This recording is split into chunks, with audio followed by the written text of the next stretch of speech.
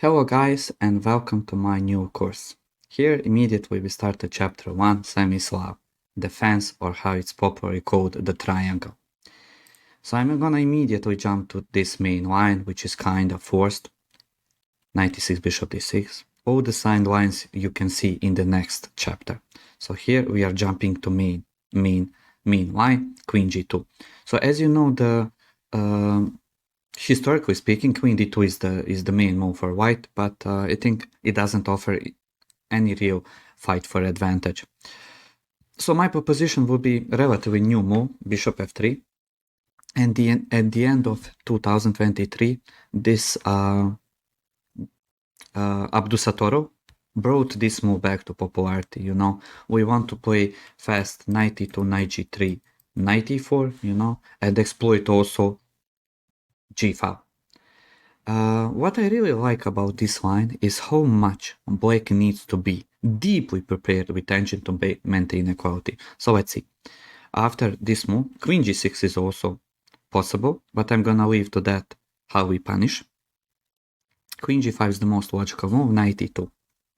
In this position, after knight e7, knight g3, we reach the main position of this idea. So here is obviously possible to play a lot of different moves, and I want to mention immediately that most of them play queen a5, which kinda looks, you know, logical move. Besides e5, most of them went here for queen a5.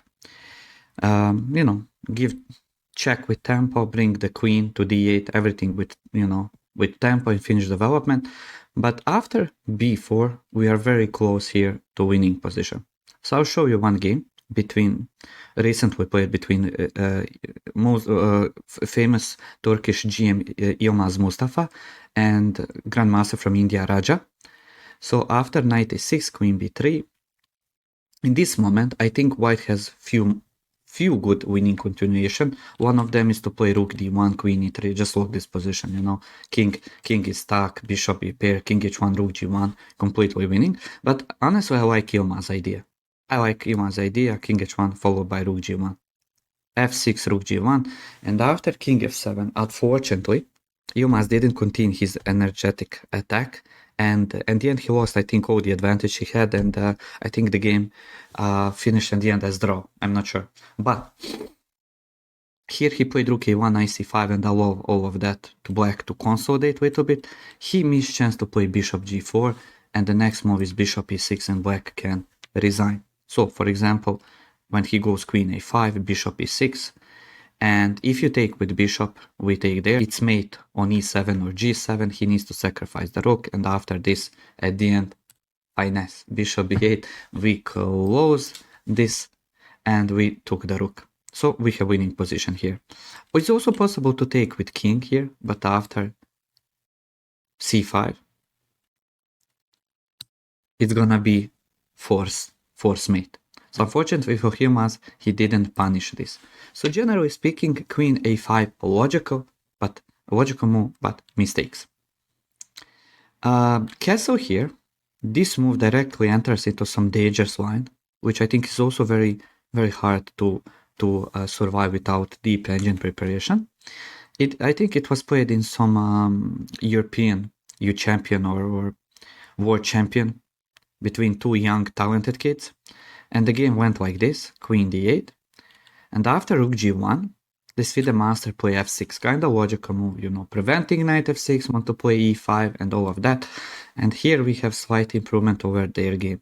After queen e2, I think almost forcingly black position is collapse, you know. e5, for example, castle, black can resign the game.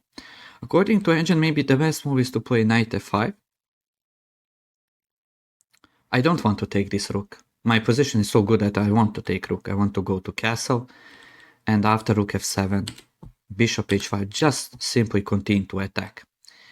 Knight c7, king h8 is a mistake. I want here, guys, that you pause the video and try to find the solution.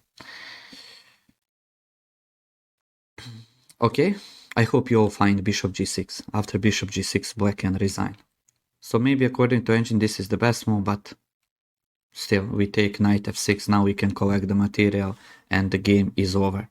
So instead of f6, which was played by talented FIDE master, knight g6 is slightly better move. So Once again, I think my position is so good that I don't think that taking rook is the best option for us. It's possible, it looks good for white, and I think most of the people here would continue like this, which I think it's completely fine.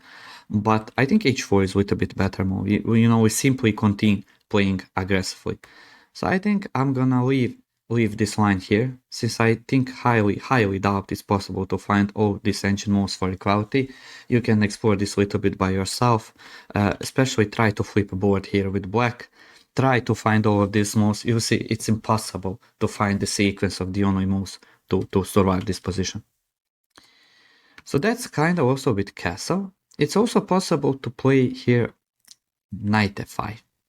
And after knight f5, guys, it's incredible to see, but last year, Maurizi, everybody for Maurizi, one of the biggest talent in not only Europe, in the whole world, he took here with the pawn, and his position collapsed very quickly. I think Tari-Arian didn't have too much problems here to converting position to win.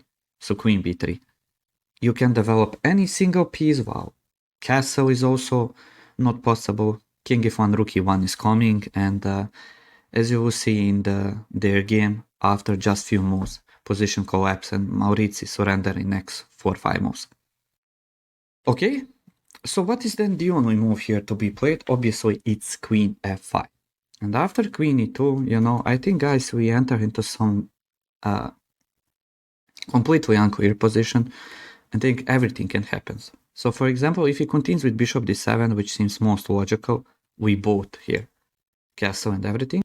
This position is very interesting. And what I want to say, like, if, for example, black takes here on e2, that's mistake.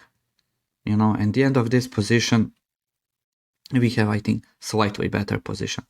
Slightly better position. According to engine, he needs to sacrifice this rook, and I will not say that black doesn't have compensation. I think he definitely has some compensation, but nothing more than that. Position still looks dangerous, and I think it requires some incredible strong moves to survive this position. For me, I think a little bit more looks knight c7 as human continuation, bringing the knight to strong d5 square. But actually, after queen e5 and bishop e2, it's not easy to survive this position, since we have a lot of dangerous threats. So, this shows how much black needs to be well prepared, and for example, he needs here to play e5. After rook g7, we enter into some very unclear position. It's around equal, but both results are possible here. Are we gonna leave a little bit to you to explore this little bit position? And I think you're gonna get to the same conclusion that position is much easier to play for white. Black needs to be heavily prepared to achieve this position. You see how Maurizi thought that queen f5 mistake here, and that most logical move is to take with the pawn. So then what's the best move? The best move is e5. I'm still following the game between Abdusattorov and Eriagashi. So after e5, queen b3 is the best move. I want also to mention that recently in Olympiad, Wojtaszek tried to play queen e2, but this move is not good, unfortunately, because after bishop h3, which black I think didn't succeed to find, and queen h6, suddenly all black pieces become harmonious and dangerous. We can castle, and black wants to play a long castle and rook e8. So interesting try by Wojtaszek, but unfortunately doesn't work. So we want to play queen b3. I want to prepare long castle or simply rook d1, while I also put some pressure on b7. So what is interesting, guys, according to engine, the move for equality, is to play knight g6. I found this move very hardly playable for human. Maybe for some players this will be, but if you look a little bit deeper, I'm playing knight g6 and I'm willingly saying I don't want to castle. Bishop d7 is not possible, b7 is hanging, so there is no long castle. My king is stuck in the center, and there's no solution for castling in near future. So I think, overall, position results in complex fair, and I think it favors who is the better prepared player here. So guys, guys, you can explore this position a little bit deeper. You see the plan, rook d1, h4 is coming, and I want to show you just like what happens if he make mistake like playing like knight f4. You know, after this taking with knight, rook g1 is coming, b6 is not possible to queen f3, and it's very hard position for black. I also want to mention here that if we play queen f6, after knight e4, rook d1, we have winning position. So Eriagashi continued with most logical move, castle. That's why for me it doesn't make sense to here to play knight g6. I want to castle. And after h4, the sequence of the only moves, we're getting into the dominant position. And I just love how Abdusattorov was deeply prepared. So Eriagashi tried, he fought really good here to survive. But once again, guys, I want from you here that you stop the video and try to find solution. Eriagashi just played knight f5 and he wants to jump to d. It's not easy here to find the move for us. Stop the video and try to find the move played by Abdusattorov. Okay, so I hope you all find bishop h5, very strong move, knight g5 is threat, and Eriagashi played knight d4 here. I also analyzed queen h6. It's obvious that he can't take here on h5 due to knight f6, and this position, you know, which is forced by engine, shows that in the end we're gonna enter into position like this, which I believe, okay, engine says that we have dominant position, but just look, these two pieces, queen f6 is threat, knight c5, you know, it seems like completely lost position, not the dominant. So Eriagashi played knight d4, queen d3, g6, and f4. You know, Abdusattorov is just playing perfectly. So after a few forced moves here, guys, we enter into this position, rook d4, bishop e4, and of course white is winning, but still it's not easy. Still it's not easy, because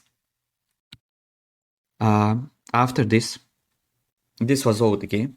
We are in move 27. I know we went a little bit deep, but you can, I mean, after move 16 long castle, we already have dominant position. I think you can find most of these moves over the board by yourself, but I just want to show you where Abdusattorov missed the chance to finish the game. I think here he spoiled his advantage with some move. He missed to play bishop e5.